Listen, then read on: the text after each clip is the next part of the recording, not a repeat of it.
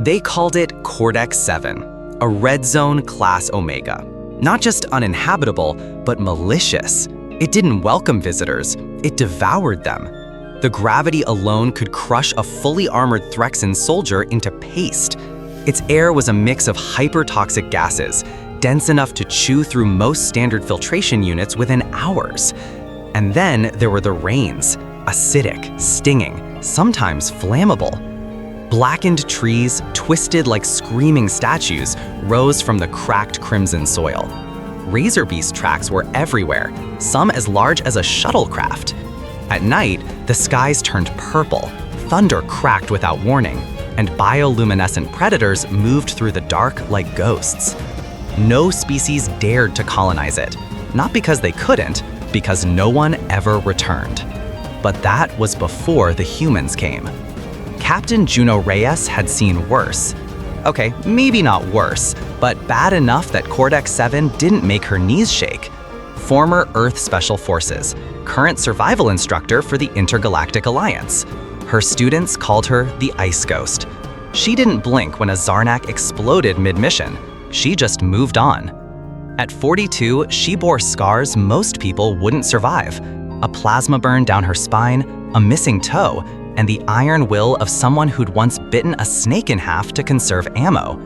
She didn't believe in heroes. She believed in doing the damn job. And right now, that job was staying alive on a death world. Of course the ship crashes on the only rock in the quadrant labeled certain death, she muttered, crawling out of the bent hatch with blood in her mouth and sarcasm in her brain. The mission had been simple. Survey Cortex 7 from orbit, collect samples via drone, no landing required. But the wormhole anomaly changed everything. A gravitational hiccup jerked the Ardent Vow out of alignment. Systems failed, engines buckled, and the scientific crew, 5 highly educated, extremely unprepared aliens, screamed as the atmosphere peeled their hull apart like tinfoil. Juno remembered the heat, the alarms, the thundering crash. Then, silence. When she came to, they were gone. Charred remains, melted visors, no pulse but her own. She stood alone in the cracked remains of the ship, boots sinking into acid-washed soil, and whispered, "Lucky me." Pain radiated from her ribs. Something was broken, maybe 2 things, but pain meant alive. Juno rolled over, spat out blood, and scanned the landscape. Gear, shelter, weapons. That was the checklist. She limped toward the wreckage, ignoring the smoldering metal and the corpse of a Trinoxian scientist whose final expression was still frozen in shock. She scavenged what she could: a fractured oxygen filter, a half-burnt survival pod, 2 rations of nutrient gel, and, miracle of miracles, a working shock blade. Her voice rasped in the comm static. Log entry 1, still breathing, try harder, universe. She wrapped her ribs, fashioned a crude shelter using shuttle plating, and wedged herself in for the night. The shriek of something massive echoed in the hills. She didn't flinch. By the 3rd day, Juno had a routine: scavenge in the morning, hide by dusk, and always move. Cortex 7 was trying to kill her, sure, but it was also hiding something. She found unnatural patterns in the terrain, smooth metal embedded beneath the soil, almost like roads. The acid rain pooled in strange symmetrical patterns. Once, she spotted a structure in the distance, half buried, possibly ancient. Not native, not natural. Her instincts screamed, explore. "Just once, I'd like to crash somewhere boring," she muttered. She packed with supplies she had, tightened the straps on her pack, and headed toward the unknown. Not because it was safe, because staying still wasn't an option. It wasn't fear that drove her, it was motion. Juno Reyes had learned long ago that panic killed quicker than any predator. So while the jungle howled, while unseen things slithered near her feet, while her body screamed in protest, she moved.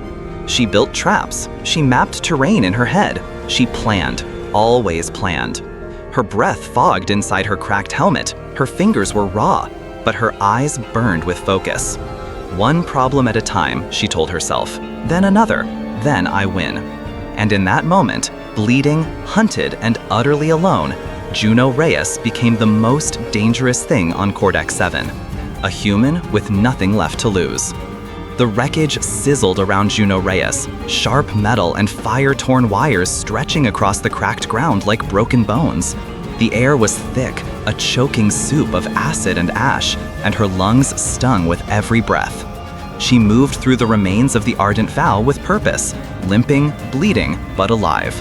Her boots crunched over glass. Sparks danced off a severed control panel. She didn't stop to grieve the crew. Not yet. Survival came first. "All right, girl," she muttered, tying off the gash on her arm with melted wiring. "We build or we die." Using a broken support beam as a lever, she pried off a sheet of hull plating. It was still hot, seared along one edge, but solid. She dragged it to a nearby crater, wedging it against a natural rock wall. A shelter, crude, crooked, but better than nothing. Next came the heat core, half dead but humming. She ripped it from the engine pod, rewired the flow with exposed fuses, and buried it in the soil to trap warmth. The toxic winds howled outside, pushing red dust through every gap. She sealed the holes with insulation foam, stripped from emergency panels. She worked without pause, fingers numb, jaw clenched.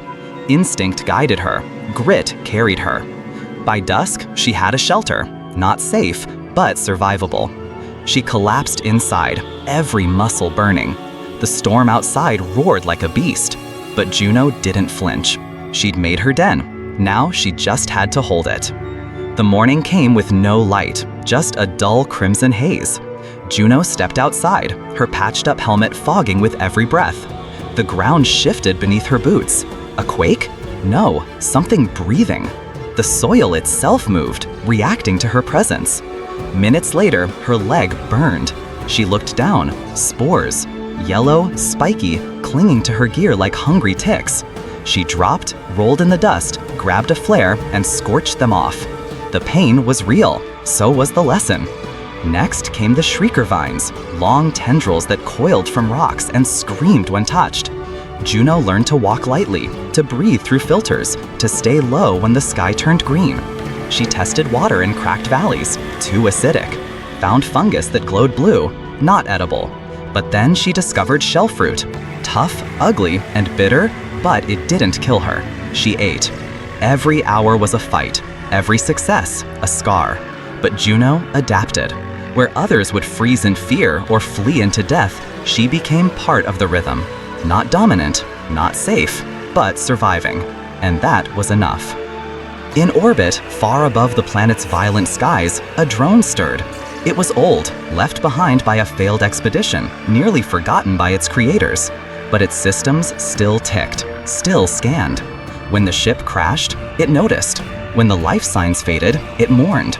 But on day 3, one pulse remained. Human, alive. The drone's logic tree blinked. A living human on Cortex-7? It was not programmed to believe in miracles. Yet the signal was clear. It activated its emergency broadcast protocols, cracked through ancient encryption codes, and sent one message across the stars. Human life form still active. It echoed through satellites, relay stations, and secure networks. Silence followed. Then, interest. The galaxy listened. In the ivory towers of the Varesh scholars, eyebrows raised. On the battle cruisers of the Zark Collective, laughter erupted. On political channels, theories surged.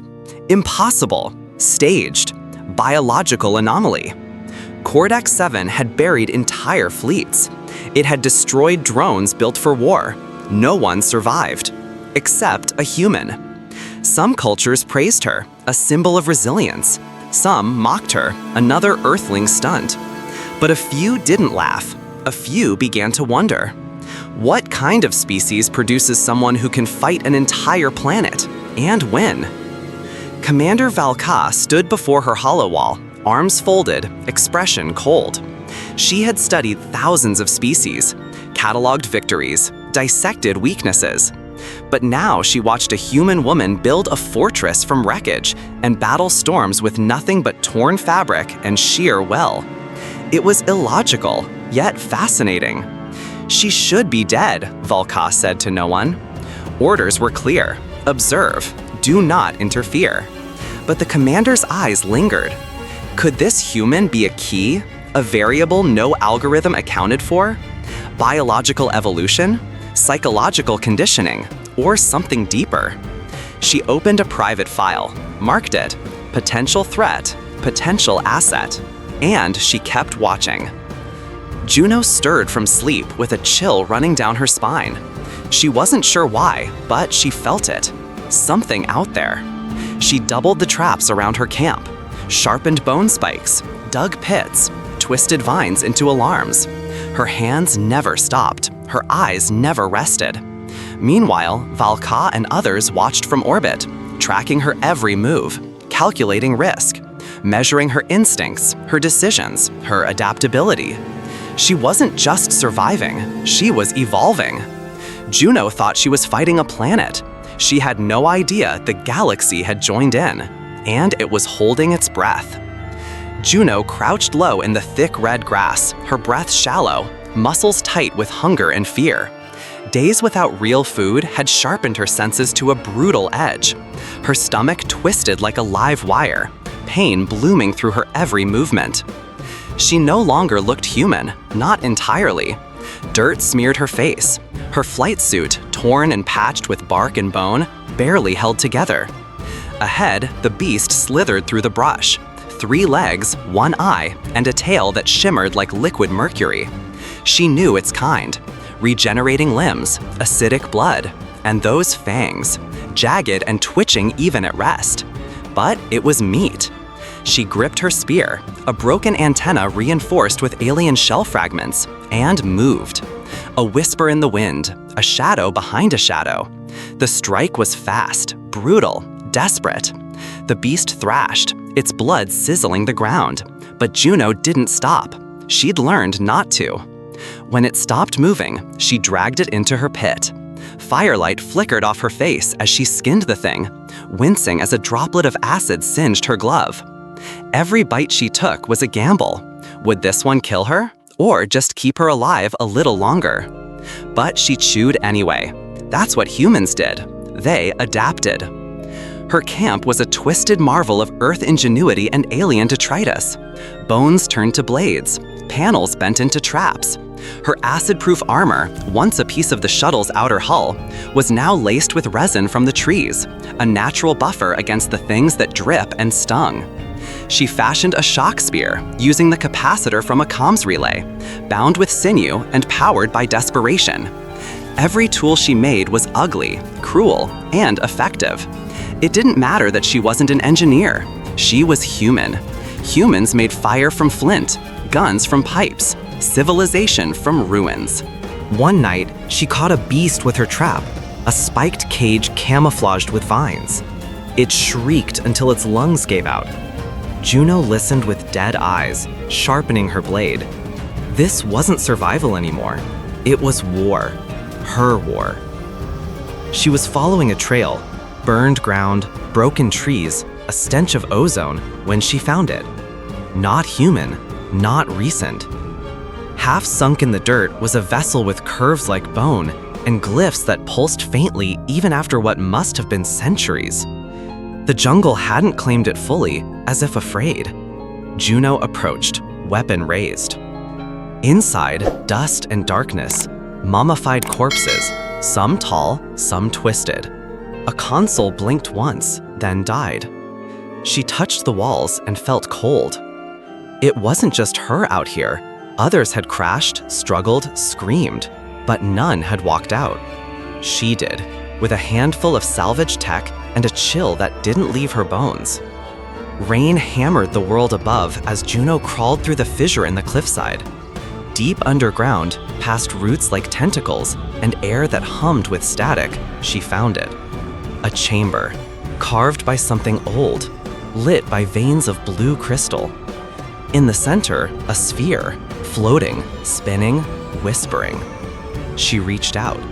A pulse shot through her breath caught, her vision blurred. It scanned her, inside and out. Not just DNA, memories, pain, rage, fear. It spoke without voice. You are death. You are the endling.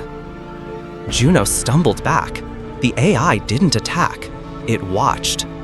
Information flooded her brain. Maps, languages, extinction logs.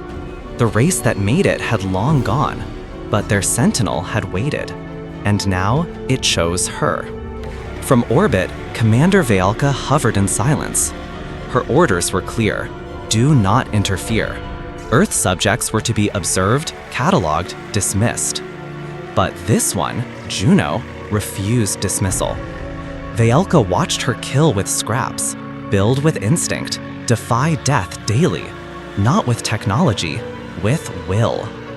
Primitive, her officers scoffed. Unbroken, she whispered. For the first time in years, doubt crept in. Was the council wrong? Was this evolution? She tuned in closer, silently, defiantly. Juno had stopped talking to herself days ago. Now she talked to the planet, to the archive, to the voices in the wind. They whispered warnings, names, songs from no tongue she knew. She couldn't sleep, couldn't tell what was hallucination and what was revelation. The archive pulsed brighter when she touched it. Sometimes it answered, sometimes it screamed. She dug her nails into her arms just to feel something real. But what if this madness was clarity? What if this planet wasn't trying to kill her, but test her? She laughed, then cried, then laughed again. Juno sat in the archive room, head bowed, hollow-eyed, but breathing. Above, Vealka stood before a silent screen, watching that breath. One forgotten by her own kind, one betraying hers to see more. They were both outliers, both cursed by curiosity, neither truly alone. A message formed in the archive, glowing slowly. She watches, she chooses. You are not forgotten. Juno looked up. Far above, so did Vealka. And something in the void between them shifted. The hunt was no longer solitary. It was the beginning of something more. The ash forest, once teeming with life, now reeked of poison and decay. Trees stood like charred skeletons under a sky that never cleared. The ground cracked beneath Juno's boots, soft with chemical rot. But it was the sound that froze her blood. A roar like glass grinding against stone, low at first, then rising until it shook the bones of the world. The shard beast had found her. It didn't move like anything natural. Its towering form shimmered with crystalline plates that twisted light into rainbows and death. Red eyes, embedded like gems in its jagged skull, fixed on her from across the blackened grove. It didn't charge. It watched. Juno's breath caught. It was studying her. She turned and ran. Branches clawed at her face as she tore through the underbrush, lungs burning. The beast gave chase, silent but ever closer, each step crunching through metal and stone like dry twigs. She didn't scream. Screaming wasted breath. This wasn't just a predator. It was something designed to adapt, to learn, and she was its lesson. Juno hit the first trigger. Wreckage from a downed skimmer swung through the trees, its jagged hull crashing into the clearing. But the shard beast ducked, its body splintering around the blow and reforming as if it had never been struck. She sprinted toward the acid pit, one of her better tricks, a natural sinkhole she'd filled with industrial waste. The beast lunged, she jumped clear. It landed half in, half out. Hissing steam erupted, crystal melted and cracked. But it climbed out, furious and whole, gleaming hotter now. "Come on," she hissed, setting her next trail, the fire line. She poured flammable oil as she ran, lit it with a spark. The forest lit up like a furnace. Flames danced along the trees. Juno dove through a narrow tunnel of roots she'd cleared earlier. Behind her, the forest screamed, but so did the beast. Each trap slowed it, wounded it, taught it. Every move Juno made was desperate, yes, but brilliant. Improvised warfare, calculated risk. and still it followed. She reached the broken terraformer, heart pounding like war drums. The place was a ghost, titanic and hollow, covered in vines and corrosion. One step inside and the old lights flickered with dying power. Juno collapsed to her knees. Blood trailed down her arm. Her rifle bent, useless. But her mind still razor sharp. She dragged herself to a broken terminal. Static hummed. Then a weak voice echoed. Terraform core inactive, manual override enabled. An idea took root, mad, but it might work. She pulled schematics. The old AI, barely functional, spit out blueprints of power routes. A trap formed in her mind, not brute force, precision. She rigged the broken corridor with flares, coolant lines, and a pressure loop. One trigger, one shot. As the beast entered, she rose, defiant, and whispered, "Welcome to hell." Juno sprinted to the core chamber, half limping, bleeding from the side. Her fingers trembled as she slammed scavenged power cells into the fusion rig. Lights surged. The ancient core hummed with terrifying life. The shard beast roared outside the door, then smashed it aside. She didn't run. She stood by the control pillar, staring it down. "Let's dance," she muttered, and triggered the overload. The beast lunged. Light consumed the chamber. A detonation ripped through the air, blue-white, searing. The force shredded the core, vaporized steel, and tore through the forest in a wave of plasma. Juno flew backward, smashed against a wall. Then darkness swallowed her. From orbit, the blast looked like a newborn star. Veilka sat frozen at her console, the data feed from the surface scrolling nonsense. A human. A lone human had detonated a terraformer core. And lived. Or at least hadn't died immediately. Her orders were clear. No interference, observation only. But awe drowned her protocol. She pressed her hand to the glass. That explosion, it wasn't just survival, it was a message. Veilka launched the stealth pod. "Let the council court-martial me," she whispered. "This changes everything." Smoke and ash clung to the craters below. Veilka stepped through the wreckage, her suit shielding her from radiation and heat. She found Juno half buried in rubble, her body broken, breathing shallow. This wasn't extraction, this was rescue. Her hands trembled as she cut away debris. Each breath from Juno seemed like a miracle. Veilka worked fast, drawing on medical tech forbidden by council law. For the first time in her life, she treated a human not as a subject, but as a soul. And she whispered to the unconscious woman, voice raw, "You are extraordinary." Deep within the shattered terraformer, systems rebooted. The AI, ancient and half lost, processed the chaos. Survival patterns, genetic anomalies, neural resilience. It reviewed Juno's every move, from flight to fight, from sacrifice to defiance. Analysis complete, it spoke. Subject, Homo sapiens. Status, planetary compatible. The AI paused. New designation, evolutionary divergent. Probability of extinction, recalculating. It no longer saw humanity as prey, but as an anomaly worth preserving. Juno awoke in a clean pod chamber, ribs bound, pain dulled. Veilka sat beside her, silent. No words at first, just a shared look, exhaustion, awe, a strange understanding.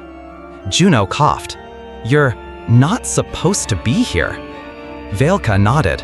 "Neither are you, and yet, here we are. And yet, here we are." Silence lingered. Outside, the sky cracked with new storms. The planet, broken and wild, now held two survivors, one human, one alien. A fragile alliance was born not of treaties, but of fire and blood. This wasn't the end, it was the beginning. And somewhere deep beneath them, the planet watched and remembered. The sterile metallic walls of the Threx medical room hum with an eerie mechanical pulse. Overhead, alien instruments whirl, beeping and clicking in unfamiliar patterns. The air is thick with the scent of antiseptic and the faint metallic tang of Threx technology. Juno's body lies motionless on a cold medical slab, her breath shallow yet steady. A faint glow from the alien monitors flickers over her pale face. Around her, a small crowd of Threx crew members stands, their eyes wide with a mix of fear and awe. Some of them whisper in their native tongue, while others stare in shocked silence, as if witnessing something sacred or forbidden. They've never seen a human before, and certainly not one who could defy death so effortlessly.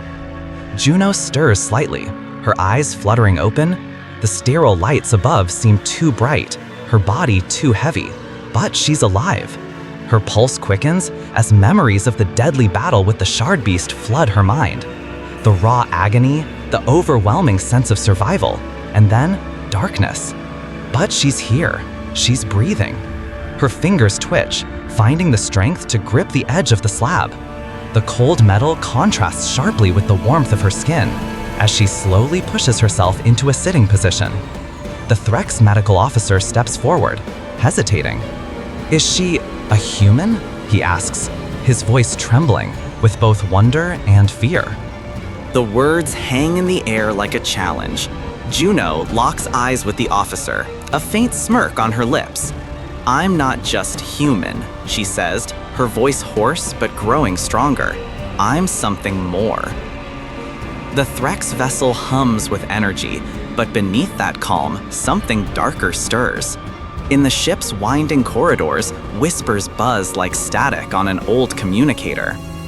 Is she a divine being? A message from the gods themselves? One voice asks, its speaker hidden in the shadowed recesses of the ship. No, another counters. She's a bioweapon, a mutation, something dangerous, something we can control. The voice crackles with unease. Faith and science clash violently in the halls of the Threx ship. Amongst their alien species, the line between religion and reason is often blurred, and Juno's survival challenges everything they thought they knew. Some view her as a symbol of divine intervention, a living testament to something beyond their comprehension. Others, the pragmatists, fear her for what she represents, a weapon that could tip the balance of power in the galaxy. On the bridge, Captain Velka watches from her seat, her expression unreadable. The silence that follows the debates is heavy, almost oppressive. She knows that Juno is neither god nor monster.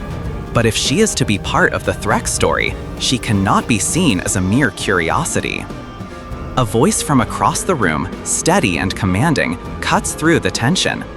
We must understand her before she becomes something we fear. Velka stands in front of Juno, her sharp, angular features softened by the dim glow of the command center. The Threx captain's eyes flicker with emotion, her body language betraying her careful composure.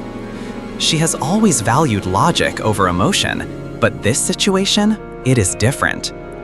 Juno, she begins, her voice measured, you've seen the horrors of Cordex 7. Our mission there, it failed. But you, Velka hesitates for a moment, as if weighing her words. You survived. You're the only one who has. You understand the planet better than any of us. We could use your help. Juno looks up at her, eyes narrowing. You're offering me a mission after everything? Not just any mission. Velka steps closer, her tone steady but insistent. We co-lead. Together, we could take back Cordex 7. It's not just a mission for survival, it's a chance to change the galaxy. Juno studies Velka, her mind racing. The idea of working with the Threx, a species she's only just begun to understand, is unthinkable. But the glimmer of possibility, the thought of taking control, of proving humanity's strength against all odds, fires something deep inside her. You've got a deal, Juno says, her voice low but firm. But don't think for a second I'm here to be your sidekick. Velka's lips curl into a rare smile. That's the spirit. Juno stands alone on the observation deck, The vastness of space stretched out before her. The stars twinkle in the distance, distant and cold. The Threx vessel hums behind her, but her thoughts are far from the ship, far from the familiar path home to Earth. A voice breaks the silence. You could leave. You could go back. Earth is waiting for you. A hero's welcome. You've proven yourself. You've earned it. It's Velka. She stands a few steps behind Juno, her presence a quiet weight in the air. Juno turns slowly, her gaze hardening. Earth, she says softly, as if testing the word on her tongue. Earth is the place that nearly killed me. It's the place that left me to fight for survival in a world that wasn't ready for me. If I go back, I'm just a survivor, living through something. But out here, with you, with the Threx, I can live for something. Velka nods slowly. She understands. Then it's not just about survival anymore. No, Juno replies. It's about proving that humans can thrive in the fire. Plans are drawn and the hum of construction fills the air. The newly formed colony, a joint effort between the humans and the Threx, rises on the ruins of Cordex 7. Juno and Velka stand side by side, poring over a holographic display of the layout. We start small, Juno says, her finger tracing the schematic.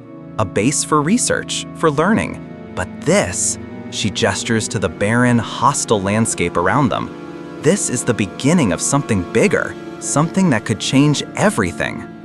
Velka watches Juno, her eyes softening with admiration. For all the challenges of their mission, Juno's resilience has forged an unexpected bond between them. She is more than just a survivor. She is a spark, a flame that can spread across the galaxy. We'll build more than just a base, Velka says. We'll build a legacy. Drone footage of Juno's battle with the Shard Beast leaks to the galactic net, catching the eyes of countless species. The footage shows her, bloodied but defiant, standing tall against the monstrous creature. Her victory, her resilience, is undeniable. The phrase "human resilience protocol" begins trending across multiple languages, whispered in awe or fear. Some believe it to be a sign of humanity's strength. Others see it as a threat. Either way, Juno has captured the galaxy's attention. Across the stars, species once dismissive of humanity now study it with renewed interest. Some are terrified, others are intrigued. All agree on one thing: something new has entered the cosmic stage, and humanity, against all odds, is refusing to die quietly. The galaxy watches, waiting to see what humanity will do next. Cordex 7 is a storm-scarred planet, its surface shuddering with constant eruptions and chaotic winds. A force of nature no one should survive. But there, in the heart of the chaos, stands an improbable monument, a base, glowing defiantly against the howling tempest. The structure is a hybrid, metallic, alien tech interwoven with human ingenuity. Shimmering panels absorb energy from the frequent lightning strikes, channeling it into the heart of the base. It's a symbol of perseverance, a defiance against everything that says survival here is impossible. Inside, soldiers and researchers, humans and aliens alike, work tirelessly. The air buzzes with a sense of purpose. The storm outside rages, but inside the base, there's an undeniable sense of hope. It's a base built from the strength of those who refuse to accept defeat, humanity's refusal to die quietly. Juno stands tall at the edge of the jungle, clad in salvaged armor. The thick air clings to her skin, and the sounds of distant, alien creatures fill the air. With a plasma spear in hand, she leads her squad of mixed recruits, alien and human alike, through the brutal terrain. The recruits, wide-eyed and tense, follow her, half in awe, half in terror. She's no longer the scared woman who once stumbled through this jungle. Now, she's the one who has mastered it. The jungle, with its savage beauty, is her domain. Every movement, every step through the deadly terrain is calculated. Every weapon used with purpose. Juno isn't just surviving the wilds, she's owning them, teaching those who would follow her to do the same. Inside the base's briefing room, the low hum of conversation fades. A young alien recruit, a Threx, tall and sharp-eyed, raises a trembling hand. The room falls silent, the air heavy with anticipation. "What made you survive?" the cadet asks, voice quiet but piercing. Juno pauses. The question echoes, not just in the room, but in the jungle outside. For a moment, everything stills. Even the wind outside the base seems to quiet, as if waiting for her response. The cadet's question is one that no one has dared to ask out loud before, and yet it's the question that lingers in every corner of this outpost. Juno's eyes meet the cadet's. Her gaze, unwavering, locks onto the young aliens, her lips curling into a small, almost imperceptible smile, not out of pride, but with a deep, raw honesty. "You keep looking for the strongest," she says, her voice steady, echoing in the quiet room. "You forgot to look for the stubborn ones." The room is silent for a heartbeat. The words sink in, and something shifts in the air. Respect, understanding. It's not strength that has kept her alive. It's the fire within, the stubborn will to keep moving forward when everything else screams to stop. The cadet nods slowly, a newfound understanding settling in. The camera pulls back from the outpost, rising above the base.